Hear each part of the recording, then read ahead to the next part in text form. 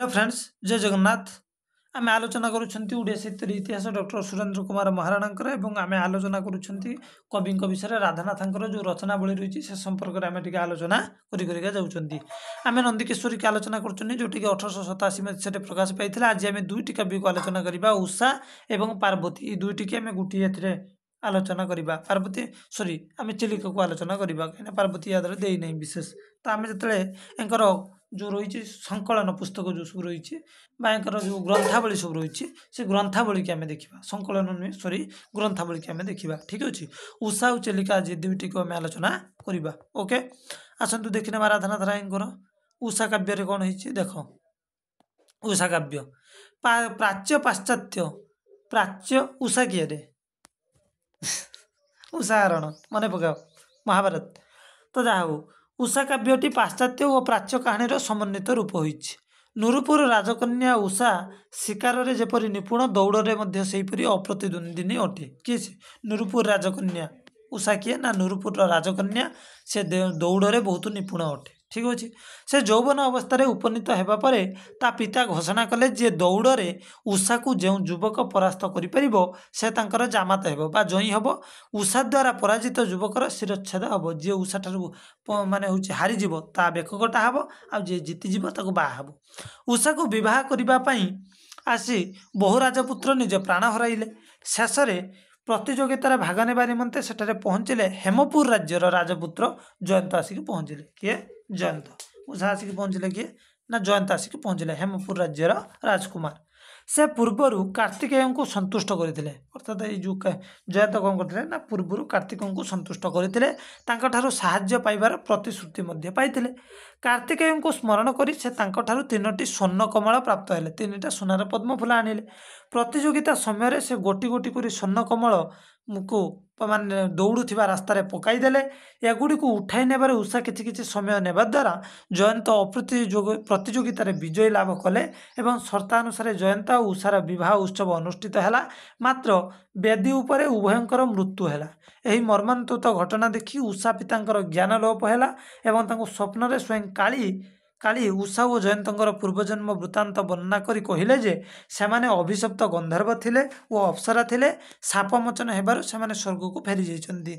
उषा काव्य अभिणीकर ग्रीक कहानी William मॉरिसकर आंटलाट race कहानी प्राच्य पुराण वर्णित उषा अनिरुद्ध कहानी आपण माने शुणिथिबे जे भगवान महाभारत आपण माने पढ़िथिबे ठीक अच्छे माने भगवान नाती जहाँ भी हो प्रणयमूलक यही कहानी रे कवि स्वदेश प्रति प्रकृति प्रति अपूर्व कवित्वर परिचय आमको मिले। तो उषा काव्य कौन है आम देखिले ना नुरुपुर राजकन्या हेले उषा एवं हेमपुर राज्य राजकुमार हेले जयंत। उषार कौन थिला ना गोटे स्पेशालिटी थिला से बहुत स्पीड दौड़े ताकू दौड़ारे कहीं पारंतिनी से बापा कौन कले ना गोटे कहले कौन ना स्वयंवर एभली एक शर्त रखिले कौन से शर्त ना यही शर्तटी रखिले जी मो झील को दौड़ारे प्रतियोगितार हरईदेव मुझे बाह करदेमी आदि मो झील ठार कहीं हारी जाती तो मुझा मुंड काटिदेमी।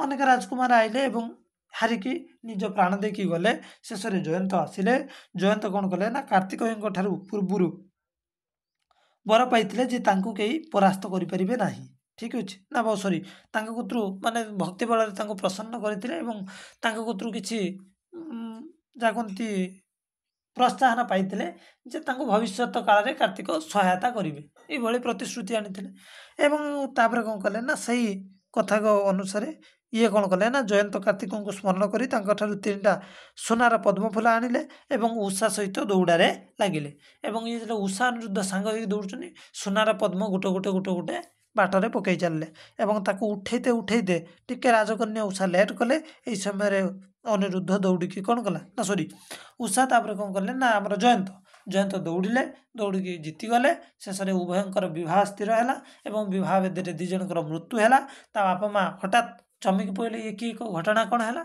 किंतु घटना पछर कहानी एमती थिला कि सेमाने दुईज काली स्वप्न देश कर कहले से दुईज गंधर्व और अप्सरा थिले जेहेतु अभिशाप पाई आसी मूर्तिर जन्म होते अभिशाप पूरा हो गला से स्वर्ग को फेरीगले। एवं आम देखा चिलिका गोटे खंड काव्य आसतु देखी ना चिलिका काव्यर कौन विषय वस्तु चिलिका एक खंड काव्य एक शारद सन्धार चिलिका दर्शन कर आत्महरिया होगापर कवि लेखन निश्चित होती खंड काव्यटी ଚିଲିକାର ନୀଳବକ୍ଷ ଅଗଣିତ ହଂସଙ୍କର ବୀରହସ୍ତ ମାନେ ହେଉଛି ବିହାରସ୍ଥଳୀ ଅଟେ। ଏହା ଅପୂର୍ବ ଶୋଭାର ଆଧାର ଅଟେ। ତେଣୁ ଯେତେ ଦେଖୁଥିଲେ ମଧ୍ୟ ଏହା କବିଙ୍କୁ ନୂତନ ମନେ ହେଉଛି। ଏହା ଯେଉଁପରି ସୁନ୍ଦର ସେହିପରି ପବିତ୍ର। ତେଣୁ ସୌନ୍ଦର୍ଯ୍ୟ ଓ ପବିତ୍ରତାର ଏକ ମଧୁର ସମନ୍ୱୟ ହେଉଛି ଚିଲିକା। ଚିଲିକା ଓଡ଼ିଆ ଜାତିର ବହୁ ସୁଖ ଦୁଃଖ ସହ ଜଡ଼ିତ। ଓଡ଼ିଆ ଜାତିର ସମ୍ମାନ ରକ୍ଷା କରିବା ପାଇଁ ଗଜପତି ମହାରାଜ ପୁରୁଷୋତ୍ତମ ଦେବ ଏହାର କୂଳବାଟେ କାଞ୍ଚି ରାଜ୍ୟକୁ ଯାଇଥିଲେ। ଏହାକୁ କବି ଶୋକ ପାସରା ଅପ୍ସରା ଭୁବନ ବୋଲି ଅଭିହିତ କରି ଏହା କୂଳରେ ଶେଷ ଜୀବନ କଟାଇବେ ବୋଲି ଇଚ୍ଛା କରିଥିଲେ। ଭାଗ୍ୟର ପ୍ରତିକୂଳ ହେତୁ ତାଙ୍କର ଇଚ୍ଛା ପୂର୍ଣ୍ଣ ହୋଇପାରିଲା ନାହିଁ। ଏଣୁ କବି ଖେଦ ପ୍ରକାଶ କରିଛନ୍ତି। ଏଥିରେ କବିଙ୍କର ସ୍ୱଦେଶାନୁରକ୍ତି ଫୁଟି ଉଠିଛି। ଉତ୍କଳର ପ୍ରାକୃତିକୁ ଜନସମକ୍ଷରେ ଉପସ୍ଥାପନା କରି ତାର ଗୌରବ ତା ମହନୀୟତାକୁ ମାନେ ଚିଲିକାର ବହୁତ ମାନେ ସୌନ୍ଦର୍ଯ୍ୟକୁ ସେ ବର୍ଣ୍ଣନା କରିଛନ୍ତି। ସେଥିପାଇଁ ସେ ସ୍ଥଳ ବିଶେଷରେ ହିମାଳୟ ବିନ୍ଧ୍ୟଗିରି ଦଣ୍ଡକାରଣ୍ୟ ଇତ୍ୟାଦି ଭାରତର କେତେକ ପ୍ରାକୃତିକ ପୀଠର ନୈସର୍ଗିକ ଶୋଭାଠାରୁ ଚିଲିକାର ମନୋହର ଶୋଭା ବହୁଗୁଣରେ ଗରିୟସୀ ବୋଲି ପ୍ରକାଶ କରିଛନ୍ତି। ଆବାଲ୍ୟ ଦୁଃଖ ଭୋଗୀ କବି ଜୀବନର ସୁଖ ଦୁଃଖ ଆନନ୍ଦ ନିରାନନ୍ଦ ଧାରାକୁ ଚିଲିକାର ସୌନ୍ଦର୍ଯ୍ୟ ବର୍ଣ୍ଣନା କରିବା ଅବସରରେ ଫୁଟାଇଛନ୍ତି। ଆରମ୍ଭରେ ପ୍ରକୃତି ବର୍ଣ୍ଣନା, ଶେଷରେ ଜୀବନ ଦର୍ଶନ କବିଙ୍କ ସୃଷ୍ଟି ଦର୍ଶନ ଦ୍ୱୈତକ। ତ କବିବରଙ୍କର ଯାହା ହଉ ଦୁଇଟି କାବ୍ୟକୁ ଆମେ ଆଲୋଚନା କଲେ, ଗୋଟିଏ ହେଉଛି ଉଷା କାବ୍ୟ ଆଉ ଗୋଟେ ହେଲା ଚିଲିକା କାବ୍ୟ। ତ ଦୁଇଟି କାବ୍ୟକୁ ଆମେ ଆଲୋଚନା କଲେ ଅତି ସଂକ୍ଷିପ୍ତରେ।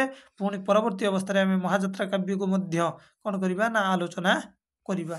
ଚିଲିକା କାବ୍ୟ ଏବଂ ଚିଲିକା କାବ୍ୟରେ ଆଉ ଗୋଟେ ଦେଖିବା ଆମେ କବିର ବର୍ଣ୍ଣନା ଚାତୁରୀ ଅତି ବହୁତ ଚମତ୍କାର ରହିଛି ଚିଲିକା କାବ୍ୟରେ। ଏବଂ ଏଟା କୋଉ ଲେଖକଙ୍କ ଅନୁସରଣରେ ରାଧାନାଥ ଲେଖିଛନ୍ତି ନା ଇଂରାଜୀର କବି ଜଣେ ଥିଲେ ସ୍କଟ୍। ଠିକ୍ ଅଛି, ସ୍କଟ୍ଙ୍କର ଥିଲେ ଲେଡି ଅଫ୍ ଦ ଲେକ୍ ଏବଂ ବାଇନରଙ୍କର ରହିଛି ଚାଇଲ୍ଡ ହଲ୍ଡ ଯେଉଁ ରହିଛି ଏବଂ କାଳିଦାସଙ୍କର ଋତୁ ସଂହାର। ଏଇକୁ ସବୁ ଅନୁସରଣ କରିକି ସେ ଲେଖିଛନ୍ତି। ଠିକ୍ ଅଛି, ବାଇରନଙ୍କର କ'ଣ ନା ଚାଇଲ୍ଡ ହରୋଲ୍ଡ। ତ ପ୍ରଥମେ ହେଲା ସ୍କଟ୍ଙ୍କ ଲେଡି ଅଫ୍ ଲେକ୍ ଆଣ୍ଡ ବାଇରନଙ୍କର ହେଲା ଚାଇଲ୍ଡ ଅଫ୍ ହଲ୍ଡ।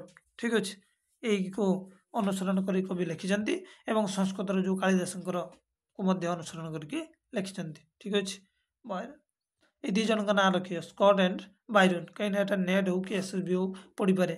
ଏଇ ଚିଲିକାଟା ଏକ ପ୍ରକାର ଦେଖ ଯେଉଁ ମେନ୍ କବି ରହିଲେ ତାଙ୍କର ନିହାତି ପଡ଼ିବ। ଠିକ୍ ଅଛି, ତ ନେକ୍ସଟ ଆମେ ମହାଯାତ୍ରାକୁ ଆଲୋଚନା କରିବା। ଠିକ୍ ଅଛି, ଥ୍ୟାଙ୍କ ୟୁ ଫ୍ରେଣ୍ଡସ୍।